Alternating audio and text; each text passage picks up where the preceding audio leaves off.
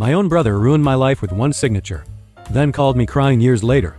When I was 19, my older brother asked if he could borrow my social security card because he needed it for paperwork after getting a new job. I trusted him without thinking twice. That one decision wrecked the next 5 years of my life. A few months later, I got denied for my first credit card. I figured it was because I had no credit history. Then I tried financing a used car. Denied again. The dealership handed me a credit report and my stomach dropped. There were 6 credit cards, 2 personal loans, and almost $38,000 in debt, all under my name. I confronted my brother immediately. He admitted everything, swore he'd pay it back, and begged me not to call the police because he'd made a mistake. My parents sided with him. He's your brother. Don't ruin his future. So I didn't. Instead, I spent years working overtime, filing disputes, freezing my credit, and trying to convince banks I wasn't the one who opened those accounts. I got rejected for apartments, jobs, and even a phone plan because my credit score was destroyed.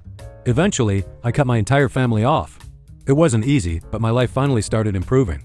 I rebuilt my credit, landed a good engineering job, and saved enough for a down payment on my first house. Then, out of nowhere, my phone rang. It was my brother. He was crying. Turns out he hadn't stopped. After using my identity, he'd moved on to fake businesses and forged documents. Federal investigators had been building a fraud case against him for over a year. His lawyer had one last idea. If I signed an affidavit saying the original identity theft was just a misunderstanding between brothers, it could help paint him as someone who'd made honest mistakes. Within hours, my parents, cousins, and even my aunt were blowing up my phone. Family sticks together. I drove to the prosecutor's office the next morning, not to help him.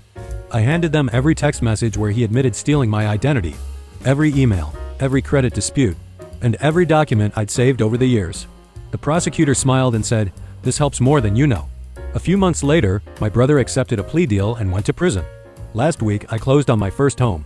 As I stood in the empty living room holding my new keys, I realized something.